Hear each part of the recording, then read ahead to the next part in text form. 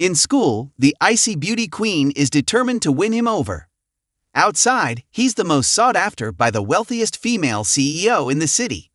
Even the top assassin is willing to commit suicide for him. Yet he's just a peculiar student who sleeps in class and cheats during exams by copying his friends' papers, because all this study time is dedicated to martial arts training, preparing for perfect assassination missions. As a top assassin, TRANNAC holds power above the law, every action causing the 6 superpowers to rack their brains in unrest. However, today, TRANNAC decides to surrender, just to announce that his illness is worsening. If the president doesn't want me to activate the 6 nuclear warheads lying dormant underground, I hope you won't investigate all my people in the next 3 months. Of course, they will also disappear entirely, as if they never existed. On the other side, the female assassin, codenamed DOM, has just completed a mission when she receives a call, informing her to suspend all tasks indefinitely, forever. Upon hearing the end of the sentence, DOM begins to cry out in disbelief that he is dead, immediately grabbing his gun and firing a series of shots indiscriminately, then coldly withdrawing his knife and stabbing directly into his chest, inside the enemy's aircraft. The deep-sea female assassin also received the notification, immediately steering the aircraft straight into the rock face, causing an explosive impact. The computer immediately displays the message DOM, and the deep-sea bird are now offline in front of the female commander. She burst into tears, deciding to carry out her final mission, suicide. They all have no reason to exist anymore when they know TRANNAC is dead. But as soon as he opens his eyes, TRANNAC finds himself in a classroom, having been reincarnated into a teenager attending high school. Once again, a peculiar student who is constantly being kicked out of class by the teacher. He doesn't know if this is a reward or if the heavens are punishing him for the sins he committed in his previous life. According to TRANNAC's investigation, this body is only 18 years old, taken care of by his grandmother since childhood. He's a loner at school with no friends, the typical simple character setup that's less bothersome. After some research, TRANNAC realizes his first teammate, named DOM, is about to face a major crisis, leading to the decision to become a female assassin for revenge on behalf of the family. With his current student identity, he surely can't go to North Korea to rescue her. At that moment, while TRANNAC was constantly thinking of ways to cross the border, suddenly there was a high-pitched scream from behind. It was a girl falling from above. Could she be trying to commit suicide? His reflexes were swift. He immediately reached out and saved the girl, but both ended up lying on the ground. The incident reached the principal's office, where TRANNAC learned that the girl was the homeroom teacher's daughter and also a school beauty. Immediately, a plan formed in his mind. The next day, instead of spreading rumors about KHA jumping off a building, everyone would be interested in TRANNAC writing a love letter. The girl rushed to his location after hearing those words, looking extremely embarrassed and rejecting the love letter with the excuse that they were both too young to focus on studies first. But after the ceremony, they could stand side by side with the great powers of the 5 continents. Immediately after, he was asked about KHA's ranking in the previous exam, as there were only 300 students in that class. To everyone's surprise, even the homeroom teacher's child ranked 196. Truly, one should focus on studying. Consoling pat on the shoulder. Keep going, you can do it, I believe in you. As if she herself wasn't the one rejecting him. The school immediately announced they would select students to send to North Korea to participate in competitions as a golden opportunity to rescue DOM without any hassle or effort. TRANNAC raised his hand eagerly, but was surprised it was for math, a subject he detested, causing everyone in the class to laugh at him. Truly, the illusion of power. At this moment, a group of students, very sinister, were pushing each other about persuading him, or else they'd be beaten. The leader used all his courage to persuade TRANNAC to go play games with them, even though they weren't friends before. He agreed because he had slept through the entire class and needed to loosen up. However, no matter what, he still couldn't see the sun, feeling so bored and wanting to leave. But he was immediately stopped by a burly guy, who grabbed his shoulder to prevent him from escaping. The reason for all this was because of the body's climbing incident, the love letter to the school beauty, and KHA. That's why he encountered this gangster. The source of the problem originated from climbing and writing a love letter to the school beauty, leading to the involvement of this gangster. He couldn't imagine the absurdity of the situation. The school beauty and the gangster, what a strange coincidence. Without saying anything, he knew this guy had already recognized him. If they liked each other, he'd have to endure it. Choosing such an unexpected place was quite clever. TRANNAC revealed his true face, filled with bloodlust, as the guy prepared to punch. At this moment, while on his way to deliver lunch to his father, who was still working overtime, KKA spotted TRANNAC rifling through someone else's belongings. But in reality, he didn't know which bicycle was his, so he tried them all. Truly, patience was unmatched. This scene caught the attention of the school beauty, who quickly intervened to stir up more drama, being proactive in starting the conversation. However, when he called her back, she immediately turned her head away, appearing cold and aloof, indicating her immaturity. He forgave her for her low emotional intelligence, as she hadn't experienced much in life yet. He might handle this situation better later on. After all, he had saved KHA's life once, so there was no need to meet again or regard each other as enemies. In fact, today, TRANNAC had even intervened to help someone in distress, aiding a mother and child to escape from the gangster. That guy, who had previously harassed KHA incessantly at the school gate, could now confidently assert that he wouldn't appear for at least 100 days because he was currently hospitalized, completely bandaged. Seizing this opportunity, TRANNAC inquired about the international student competition at IMBAN. Seeing him continue to mess with other people's bikes, KHA quickly pointed out that his own dilapidated bike, near the rusty wooden corner with a broken bell, was actually his. This teasing remark prompted laughter from a bystander. Although they weren't in the same class, how did she know that rundown bike belonged to TRANNAC, causing the bystanders to drum their desks in surprise? As for the international student competition, he used the excuse of wanting to go snow watching and asked KHA, the homeroom teacher's daughter, who surely knew the procedure better. Apart from requesting to be notified, suddenly TRANNAC's stomach grumbled loudly, indicating his poverty and need to save money, as he had nothing to eat for dinner. Seeing this, KHA kindly offered to help him apply for financial assistance from the school and family sponsorship. But those things were unnecessary in TRANNAC's eyes. He was more focused on the hour to deliver someone else's lunch and begged for it.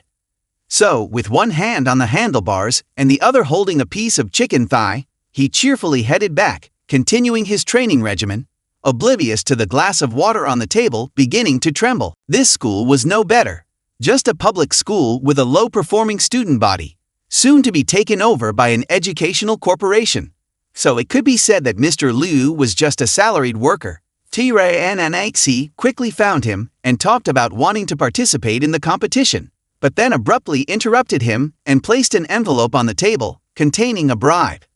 As soon as Mr. Liu saw it, his attitude changed instantly, trying to justify himself, appearing flustered and claiming to have forgotten. There were also 3 positions available for volunteers to participate, with food and accommodation provided, which made TRANNAC ecstatic. As long as he could go, it was fine. He had prepared all the necessary documents, making Mr. Liu nervous and cautious, as dealing with TRANNAC wasn't simple. What student would dare to bribe a teacher so openly? On the other hand, KHA continued to change her grade. While the passing score was 60, she only had 45, yet refused to study and still mingled with the crowd. She looked at the list of participants in the competition, and seeing TRANNAC's name at the top, made her rush to her father, demanding a sports car. Truly, the offspring of influential people were different. Just by opening their mouths, they could get whatever they wanted. Immediately, she stood at the platform, waiting to ambush TRANNAC, showing her care for him, making him wonder how she managed to participate when the list was already finalized. As the train began to depart, even if there were deviations in the story, TRANNAC remained unchanged amidst life's myriad changes, extremely shrewd. He came here to travel, not to spend money to do hard labor. He immediately mentioned that he had paid the participation fee for this trip, implying that if there were any dissatisfaction, they could kick him off the train. Hinting at the possibility of Mr. Liu's bride being exposed at any time, he took out a cigarette to casually offer it to Mr. Liu, suggesting that the bribery could be exposed at any time. Little did he know, he had been played and the cigarette was fake. As for THAK's part, only now did she come to her senses, not understanding who she had relied on and got distracted by boys, forgetting her way back to join this trip. However, she was incredibly considerate of TRANNAC's kindness. When TRANNAC used a bump stop to help someone else regain their hearing, she immediately rebuked him. But that evening, she directly wanted to dominate for 4 consecutive days, causing Mr. Liu to want to burst a blood vessel in anger. Immediately, he took out a voice recorder and talked about the bribe amount he had mentioned to intimidate. It made Mr. Liu's face change. He quickly grabbed TRANNAC's collar. If this recording was leaked outside, then surely this job would be hard to maintain. He roared with fury. If he had done this much, then he couldn't hold back. A moment ago, he was speaking loudly, but the next moment, he was crushed underfoot and stomped by him, clearly unable to fight back. TRANNAC then assigned Mr. Liu a task to arrange for him to leave. I believe the teacher could conceal this matter, so I turned away and left. At the border now, he was tirelessly struggling in the freezing cold snow to cross the border. Even though it was -13 degrees Celsius, he still accurately predicted the time. When the headlights came to his location, he quickly darted aside, holding his breath to accurately time it. He ran swiftly to avoid being caught. The light had just landed safely, and suddenly he saw a foot in front of him, and the person looked up and met a guard who had not yet drawn his gun. Then, immediately, TRANNAC used one hand to strike the trachea of the opponent, quickly rushing to pick up the guy and drag him away. At the same time, the other guards above were still confident, not noticing any ghosts. But down here, TRANNAC was crawling extremely smoothly. He had prepared very thoroughly, including a pair of pliers to dismantle the wire. Even the food and energy supplies for himself were right in front of him, with a minefield. However, it was too easy. In a previous life, you have completed the mission of escape countless times. Immediately, you passed through easily. Just 30 meters more, you could escape from the minefield. But unfortunately, the snow was too slippery, so unintentionally, your knee touched a landmine, which could easily explode and cause damage within a radius of 10 meters.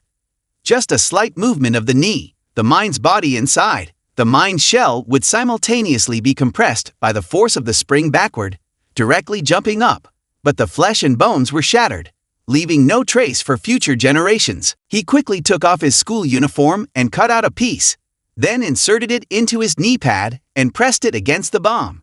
Next, he used 2 needles to break into 2 hooks, securing the piece of fabric in place. He kept reassuring himself that he needed to remain calm. He then pulled out a pen refill from his pen and wanted to use it to insert it into the safety lock. After a while of holding his breath, he finally managed to insert it, but it wasn't time to breathe a sigh of relief yet. After 2 layers of protection, he continued to reassure himself that God wouldn't play tricks on him.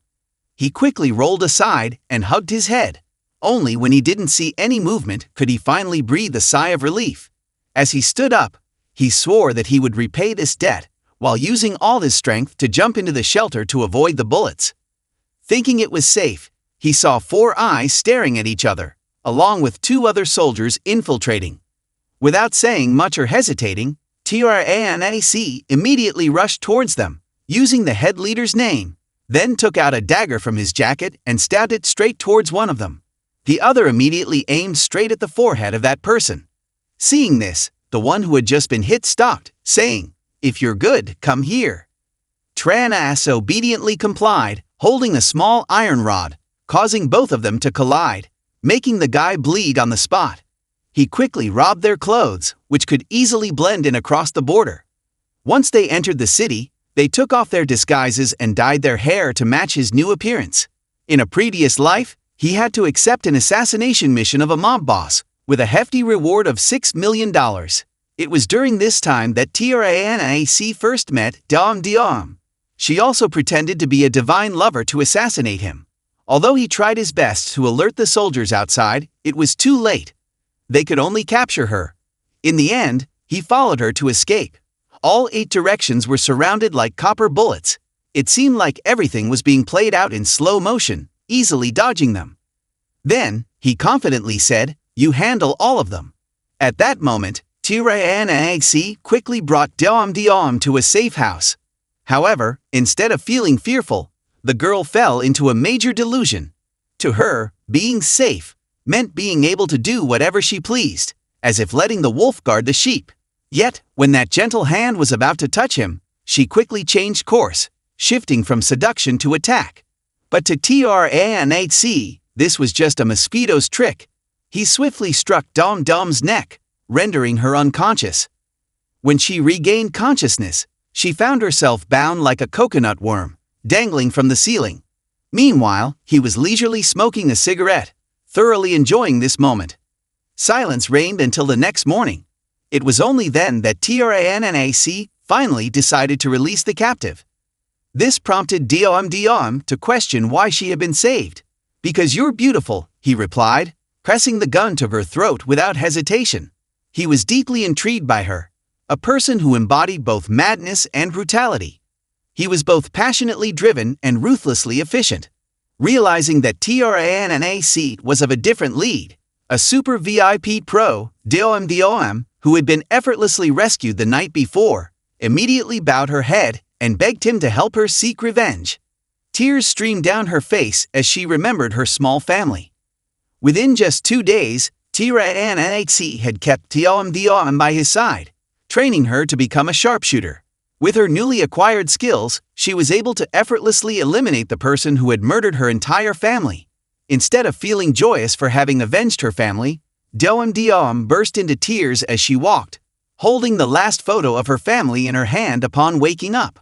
Seeing TRANNAC sitting beside her bed, also crying profusely, she fainted on the spot. When he was about to leave, she pulled him back, afraid that she wouldn't be able to control herself alone and might harm herself. She confessed about her harrowing experience when she was kidnapped, her father murdered to transfer property, her brother killed in front of her mother, leaving only the 2 of them.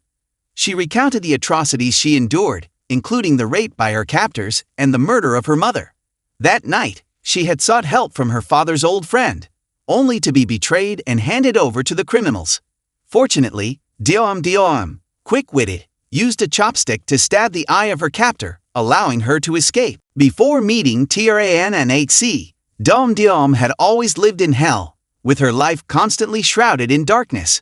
Meeting him was like encountering the light of her life. When she heard him boasting about himself, she was immediately taken aback. "If the world is dark, then shine your own light," he said. He even jokingly called her a butt shining brightly. This made Dom reminisce about her past, ending the train of thought when the taxi driver announced their arrival. As soon as she stepped out, she encountered TRANNAC, who recognized her from when she was 17 years old, exhibiting the fiery temperament of her late grandmother. When she accidentally bumped into a man, she wanted to charge at TRANNAC, but her grandmother's fiery temper seemed to have passed down to her. In the midst of the commotion, another person approached, and TRANNAC, delighted to see her after a long time, playfully covered her head with his coat, confidently declaring himself as a person fallen from the sky to help her chase away a nightmare. Initially taken aback, Dom quickly smiled and raised her leg, as if to kick at a street corner before fleeing. However, TRANNAC ran after her, telling the police that the man she was about to kick wanted to assault her. But when they turned back, they saw no one there.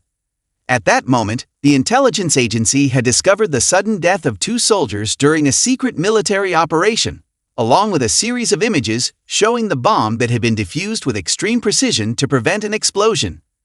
They suspected that the enemy in the north was becoming more adept, leading to the insistence on protecting the safety of the south. Meanwhile, at the northern border, they believed that the enemy from the south had infiltrated evidenced by the cut zinc wires and scattered bullet casings. Angered by the situation, the head ordered the soldiers to shoot and kill anyone who crossed the border without strict surveillance. As both sides were investigating the incident, TRANNAC, while sneezing continuously and hastily stuffing a chocolate bar into his mouth to stave off hunger while hiding on a rooftop, caught a whiff of the strong scent of chicken feet. Peeking inside, he witnessed a seemingly happy family scene, with the mother scolding her child while Dormant laughed carefreely. But this peaceful moment was abruptly interrupted by the sound of screeching brakes as a crowd of people rushed in, signaling the beginning of chaos. On this side, halfway through the night, KHA once again sought out Lu to find men, putting Lu in a difficult position. Liu pretended to be sleepy to slip inside, but KHA wouldn't let it go and kept questioning him, prompting Lu to quickly find his phone for help and play a fake ringtone, pretending to be a supervisor calling. Hearing his father's voice made KHA pale with fear. "It's midnight, and you're out looking for men like this." This realization made KHA quickly give up and flee, allowing Lu to narrowly escape a disaster, though he couldn't help but shed a tear. Indeed, making a living wasn't easy. Meanwhile, Dom's family was under attack by the assailants. Her older brother quickly stood up to protect the family but was kicked aside. The ringleader, the bald old man, was recognized by TRANNAC as the one who had attempted to assassinate Dom in the past. He was a business partner with Dom's father, involved in large-scale smuggling operations. However, they later collaborated with two other gang leaders to traffic in illegal goods, such as organs, which was highly profitable. They attempted to coerce Dom's father into joining their scheme, but when he refused, they killed him and dumped his body into the sea. Now, they were targeting Dom's entire family. Even though her older brother tried to fight back, the children couldn't defend themselves. The assailants easily overpowered them, leaving them helpless on the floor. Outside, TRANNAC kept watch, knowing that the time was nearing. At that moment, the man with black hair revealed his predatory nature, making TRANNAC seethe with anger. But before he could act, the man went outside to open the window, startling some birds, almost blowing their cover. However, the enemies didn't notice him. Instead, they spotted a few fire trucks across the street, making it difficult for them to act. So they quickly moved to another location, all according to TRANNAC's plan. He was the one who had triggered the fire alarm in the neighboring building, which was empty. However, due to a miscalculation, it seemed that Dom's father had become shark bait by now. The only ones they could save were Dom's parents and siblings, so they rushed into the train station, riding a high-speed car to chase after the assailants. At this point, the bald old man couldn't contain his anger, as he had always been dominated and insulted by Dom's father, who had even threatened to take Dom's mother as his own if it weren't for him. So the man with the gold head offered him a cigarette, his instinct to consume Dom's mother's flesh still evident. However, the bald old man's despicable nature became even clearer when he wanted to possess Dom, who was still innocent. They were taken to an abandoned warehouse. Dom's mother still believed that the bald old man had some respect for her husband, pleading with him continuously. But on Sunday, those tears only excited the old man more, as he used a leather whip to strike all three of them. She quickly shielded her two children with her body, leaving her older brother furious and eager to retaliate against the old man. However, he was outnumbered and helpless, with everyone ganging up on him, leading Dom in despair. She hoped it was all just a nightmare and prayed to wake up and return to normality. But when she remembered TRANNAC's confident face and his declaration to redeem her life, he suddenly sent his supercar crashing into the scene, startling everyone. However, only Dom recognized the car as theirs. Instead of getting out of the car with confidence, TRANNAC complained incessantly about the quality of their car, much to everyone's surprise. Despite the fact that the car cost several months' worth of salary to buy, he criticized it in every way. Dom, however, paid no attention, feeling itchy. She couldn't believe he had actually come. Suddenly, out of nowhere, a man fell from the sky, causing everyone to be on high alert. TRANNAC ordered his soldiers to charge, and one of them, holding a club filled with nails, lunged forward to attack. Despite TRANNAC's attempts to sneak up from behind, he was discovered, but he quickly dodged to the side and swiftly kicked the man in the neck, breaking his spine in half. The others quickly rushed forward to attack, but all they found were lifeless bodies strewn across the ground. The sight of TRANNAC single-handedly taking on all of them made them realize the gravity of their situation, leaving them pale-faced and trembling. Both of them relied on the man with the black hair, as he was once an elite warrior of the country's front line. TRANNAC sighed deeply and tossed his bag aside, issuing a warning. "You're the second person who dares to point a knife at me. But do you know what the consequences will be?" Despite his goodwill being rejected when the man didn't care about his own life and lunged at TRANNAC with a knife, it barely grazed him, failing to harm him at all. TRANNAC swiftly retaliated, but only ended up damaging his own property, leaving himself unharmed. The man with the black hair didn't stop there, launching a series of attacks, but he couldn't match TRANNAC's speed. After mastering what could be called frontline battle techniques, TRANNAC planned his counterattack. With a swift kick, he sent the man's last weapon, a dagger, flying. The man's last hope. His hand quickly reached for TRANNAC's neck, but he was met with a quick strike that sent blood splattering. With just a paper-cutting knife, TRANNAC efficiently dispatched him in a split second. Seeing his impending demise, the bald old man showed his cowardice by attempting to flee, but TRANNAC grabbed him by the collar. "Where do you think you're running? You can't escape from me," he said, tossing his bag towards him. With a quick flick, he struck the old man's head, revealing it was filled with bricks and stones. "Who are you trying to fool?" TRANNAC taunted. In the end, only the man with the gold head remained, who had been punching and kicking the dust since earlier. Surprisingly, Diom didn't attempt to escape, but sat there, watching. She became the old man's hostage, her tears falling ceaselessly, causing TRANNAC to frown in concern. "Don't worry. I haven't planned to use this move, as my body hasn't mastered it yet," he reassured her. But now was the time for him to take the risk. With a single palm strike, he made TRANNAC sweat profusely, not only displaying his VIP-level combat skills, but also revealing his extraordinary superpowers. The man with the black hair froze, as if glued to the spot, unable to move or do anything. He was as good as dead. The ghost could only watch as TRANNAC approached, gently taking the dagger and uttering a cheesy line. "Are you scared? Don't worry, I'll chase away your nightmares for you." Then, with a gentle push, he stabbed the man directly in the chest with his finger, causing him to fall backward. TRANNAC then caressed Dom's face, saying melodramatically, "Don't be afraid. I'll drive away the nightmares for you." After waking up, Dom found himself lying in the living room of his own house, still groggy.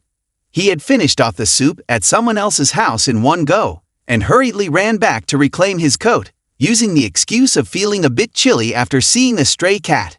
That's why he had draped it over himself without bothering to get a blanket.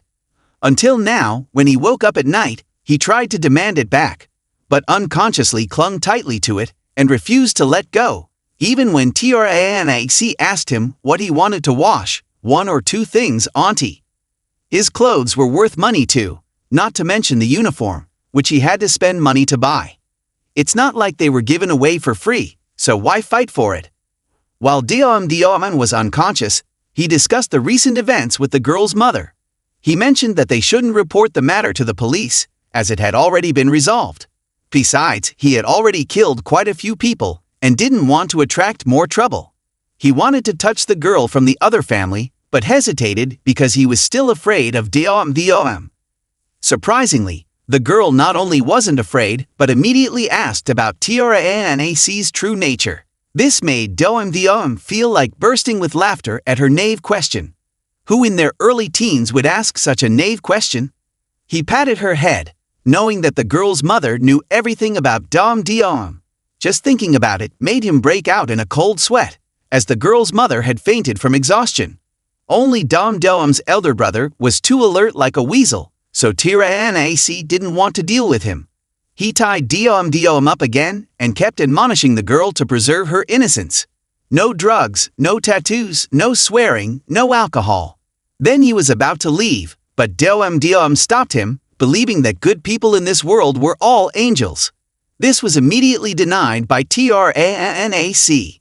"You don't believe in God, you curse astrology," he exclaimed suddenly in a strong tone, making Doem angry. He kicked him, making him silent. Inside was the bald man, not dead, but still effective against him. That's why he was caught again. But before he could drag the suitcase away, he was continuously prevented from doing so. "Can I see you later?" But after asking the girl from the other family if she liked Doem or not, he didn't get an answer. He immediately pressed the pressure point, making the girl faint. That's the only way to let himself go, not being obstinate here.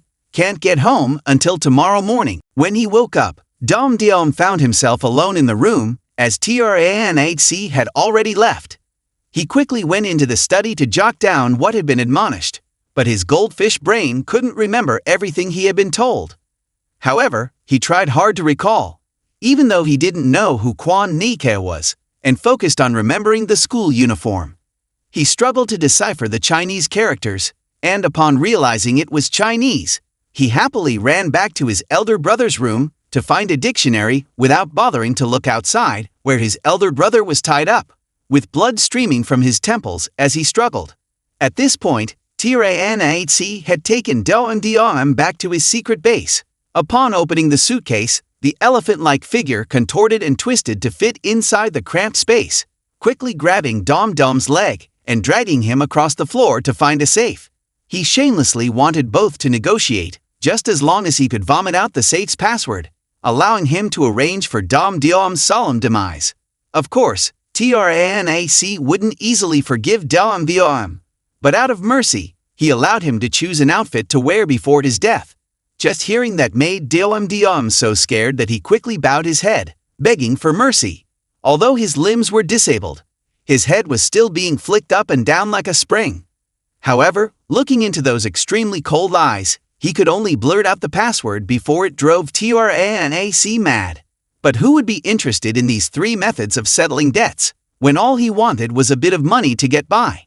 He grabbed the old man's head and twisted it when he noticed the painting hanging on the wall, depicting a ship that looked fancy and was said to have a maximum speed of 30 knots.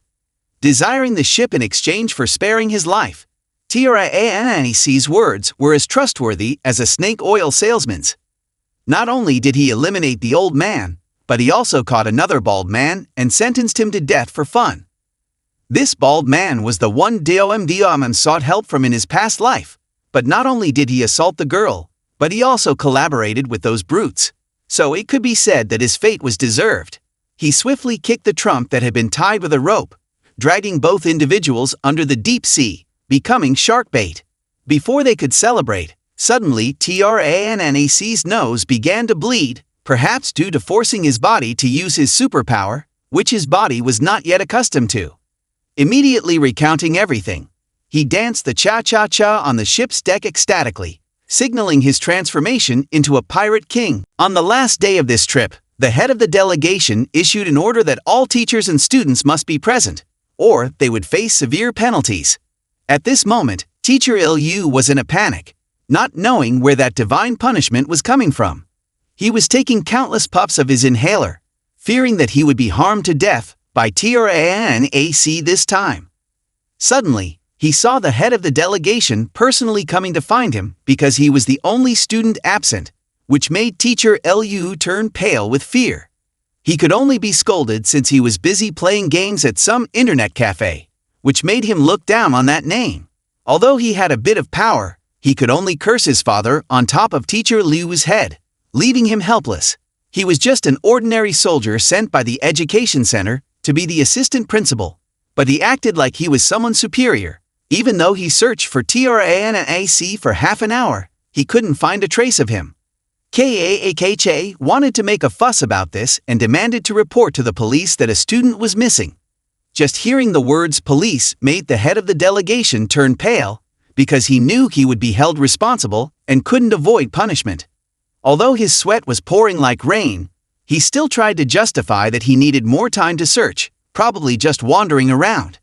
However, Ma piled everything on Teacher Liu's head, because he was responsible for TRANNAC, so he must know whether he had acquaintances here or not.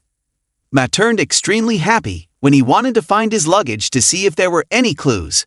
So, everyone rushed back to the accommodation, making Teacher Liu sweat profusely, his trembling hands not daring to open the door until he was urged.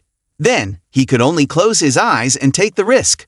From a horrified face, he suddenly turned into panic within a split second, silently thanking the heavens because TRANNAC had returned, wearing only a towel around his waist, his body curved and seductive. So, he was scolded by the head of the delegation until next year, not daring to show his face anymore, and could only fabricate excuses, saying he went to play games instead of admitting he went to rescue his wife.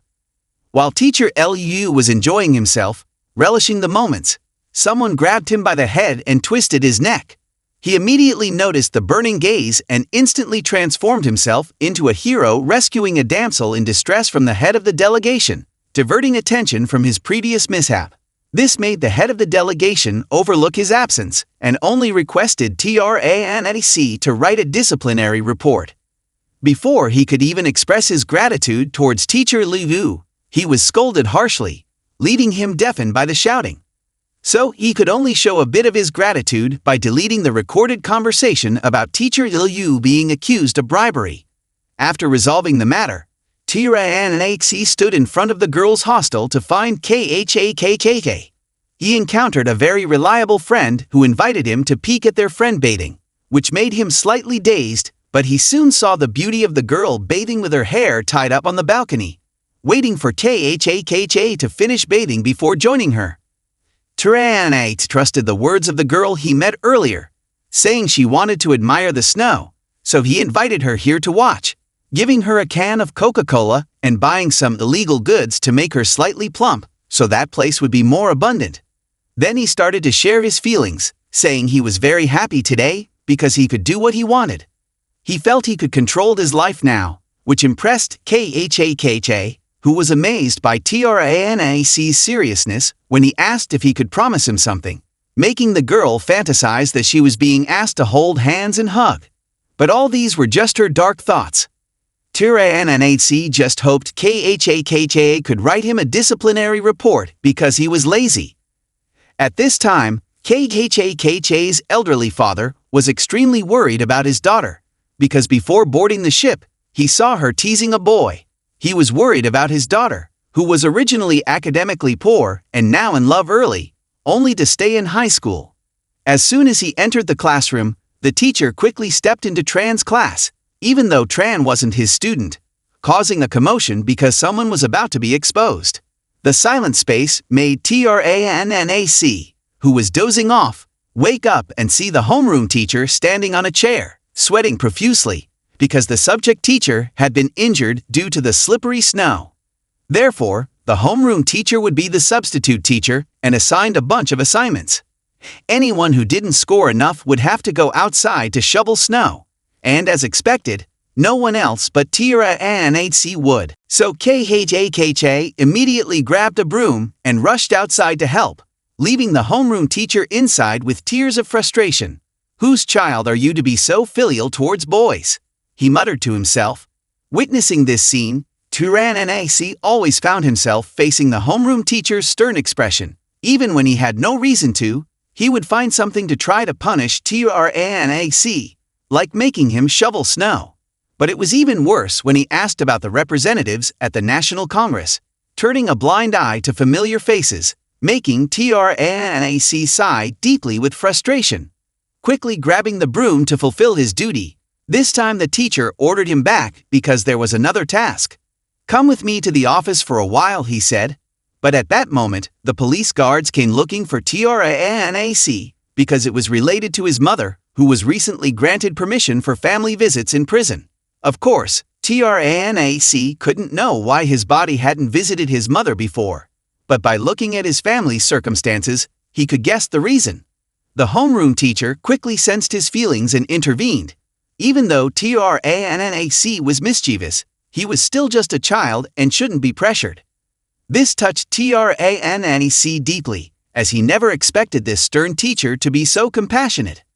After dismissing the guards, the teacher sighed, realizing that TRANNAC was a very pitiful child, and tried to reassure him, reminding him not to feel like a burden and to share his difficulties. He seemed to have a change of heart towards TRANNAC. Then, looking at the clock, he invited TRANNAC to his house for dinner. Meanwhile, KHAKGA, who was casually lounging and eavesdropping on drama, suddenly saw TRANNAC's gloomy face leaving with his father, startling her. She quickly ran inside, feeling embarrassed about her disheveled appearance and uncouth behavior, and within moments, transformed herself outside with a short dress, makeup, and well-groomed hair. Even though it was almost bedtime, the homeroom teacher quickly sent them both off to their respective destinations. TRANNAC, who was doing homework in the dining room, while THAKHA went outside to the living room for her favorite hobby of watching handsome Thai actors. Despite that, they couldn't separate our relationship. TRANNAC quickly wrote and drew something and tossed it to his mom. Of course, it wasn't a love letter, just a way of showing how good his dad was, making his mom sit behind us, both of us feeling annoyed when the two little ones exchanged glances of affection. Despite this, homework wasn't done. They kept passing notes back and forth, making the homeroom teacher tear up the newspaper in frustration. 2 hours passed, and they only passed notes 32 times to Bill. Meanwhile, KAAKHA was caught eyeing handsome guys 51 times, making the homeroom teacher angry, standing up and yelling, but not scolding. Trying to keep calm, she decided to go outside to buy food to cook to avoid seeing his face, but ended up providing evidence of the mischief at home. Despite claiming to dislike TRANNAC, she gave him a giant duck thigh in just 3 minutes. He quickly devoured it, swallowing all the food in his mouth, like he hadn't eaten for thousands of lifetimes, then shamelessly asked for more rice, all while exchanging flirty glances. This made the homeroom teacher furious, kicking him out of the house. It's like raising bees in silk. But just as he stepped out, not long after, he encountered KHAKHA's mother. Just as the saying goes, the older the ginger, the spicier. Just as they crossed paths, he realized she was KHAKHA's mom because they looked so alike.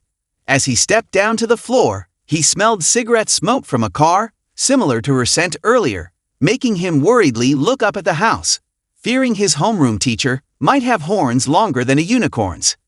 The next morning, while TRANNAC was diligently studying, he was suddenly interrupted by a hand touching his, held by none other than the homeroom teacher, who was skipping class today, so he had scored every nook and cranny to find him. Seeing this, TRANNAC offered him a cigarette from his pocket, maintaining a professional demeanor, as if trying to light it. But the homeroom teacher confiscated the whole pack and stuffed it into his pocket, warning about TRANNAC's future, like two friends discussing their feelings. When asked about his future, he felt that living like this was extremely good, carefree and peaceful, able to enjoy the tranquil lives he never experienced in his past life. Partying and enjoying oneself wasn't necessarily a bad thing. He received a fiery gaze from the homeroom teacher and had to play down his words. Just kidding, big brother, why so serious? Right after being asked about his plans for the future, he immediately outlined a plan in his mind. With a few gold bars and some dollars received from the old bald man, he could live for a while. If he wanted to later, he could just pay rent and buy another house, wait for 2 years for the price to rise, and then sell it for a profit. Surprisingly, the homeroom teacher arranged everything and handed him a letter of introduction to use to get a job somewhere with good benefits, leaving him speechless with gratitude. Who said he was dumb? In about 25 years, people like him will be extinct. So, after some leisure time, at the end of the day, he made the decision to visit his mother in prison. After all, he couldn't avoid it forever. Just seeing her son, who hadn't bothered to visit her in so long, even just once, made her burst into tears. Oh dear, maybe my son hates me so much. But he didn't want to get involved in the drama of this mother-son relationship, so he just brushed it all aside, making her overjoyed. When the prison announced that visiting time was almost up, tears began to flow uncontrollably as TRANNAC tried to find his sister, the daughter of another mother, who was only 5 years old. She was the cause of endless worry for her, surprising him greatly. He never expected that in this life, he would gain another younger sister, and he immediately agreed to become a member of the Women's Union, which then took him to his sister's place. TRANNAC tactfully bought some extra snacks and candies, as well as some wine for the frequent visitors who came to see the little girl. Her recent condition seemed fine. When the mother of this body, along with the man, were imprisoned, the little girl was sent to be cared for by the man's younger brother. Upon seeing the officials, they were warmly welcomed, but TRANNAC seemed uncomfortable until he learned the situation and then greeted them warmly. On the other hand, at the other end, the woman made it clear that this was her biological sister. While they constantly talked about how well they took care of the little girl, a glance was enough to reveal the truth. The old worn-out shirt was from who knows when. While the two siblings were playing, TRANNAC peeled a banana for the little girl, who hesitated to eat it, and then looked at the man as if asking for permission, making him break out in a cold sweat.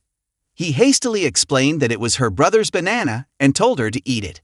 Seeing the little sister enjoying her meal, he wanted to give her some candy, but it was snatched away by a mischievous kid who provocatively stuck his tongue out, still milky around the edges. Kids being fast friends was normal, but how could TRANNAC overlook it until now? They were delighted, pretending to be naive, especially with DAPTU's favorite chicken thigh. After returning, the officials kept talking about how the association would always monitor and watch over the little girl, ensuring that DIEPU wouldn't suffer. On the surface, TRANNAC could only rely on the officials, but not entirely, as they were still too young. He couldn't see through all their hidden intentions, thinking that the drama they staged was true. Looking up at the balcony, he only saw freshly washed clothes, but none of the girl's belongings. Although the clothes seemed very clean, the elbow area was worn out, and there were plenty of loose threads, indicating that they were hand-me-downs from the woman's son.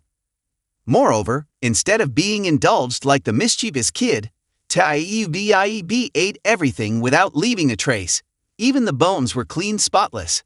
Despite receiving $200 a month from the United League, they treated the little girl poorly, worse than a pawn. Lighting up a cigarette, he reasoned that since he had taken over someone else's body, he might as well do something to help. When TRANNAC stepped outside, he was surprised to see that the guy was still standing in front of his door. But inside, they revealed their true faces by continuously beating the little girl with a stick and ordering her not to cry out loud. Seeing that there were no officials present at the moment, there was no need for further pretense, so he pushed TRANNAC immediately. But it seemed like he was asking for trouble. TRANNAC swiftly kicked him, making him fall to the ground, writhing in pain. The old woman also quickly rushed over, accusing him of daring to hit her husband. But TRANNAC lightly pushed her away, sending her tumbling into the other world. She quickly grabbed hold of that miserable guy's leg and dragged him across the floor, making it clear that everyone in this house was despicable. When the old lady joined in, intending to insult him, despite being her biological grandson, and considering the little one harmful and the adult a nuisance, TRANNAC couldn't be bothered to converse with scum like them.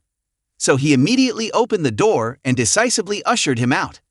Seeing that scoundrel hanging outside the balcony, he threatened that anyone who dared to approach would be dropped instantly, making the old woman start to fear, desperately pleading for mercy and promising anything to make him happy and smile. Finally, the creature had learned to speak human language, so he spared his life and let him back into the house. The old lady's dentures almost fell out in shock, but she still had an extremely good tone of voice as she began to berate the wretched one. "You are just unlucky, a lowly worm, born without a father. I've told you before, you'll be run over by a car and choked on rice." But seeing TRANNAC's demeanor, the guy quickly became even more scared, ordering the two idiotic women to shut up and begging and tremblingly asking TRANNAC what he wanted. Seeing his fearful demeanor, TRANNAC quickly entered the kitchen, took out a knife to threaten them. They played their roles as if the old woman was about to fall into the pit, acting extremely flustered, but standing up to shield their children, knowing no fear of guns, was a very interesting reaction that pleased TRANNAC immensely, so he put the knife down.